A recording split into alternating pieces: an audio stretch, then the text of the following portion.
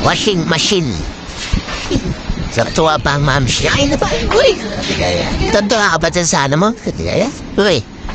Tatuwa ka ba dyan sa... Oh! Tatuwa ka sa ano? It's your machine. Washing machine niya. Ito yung box.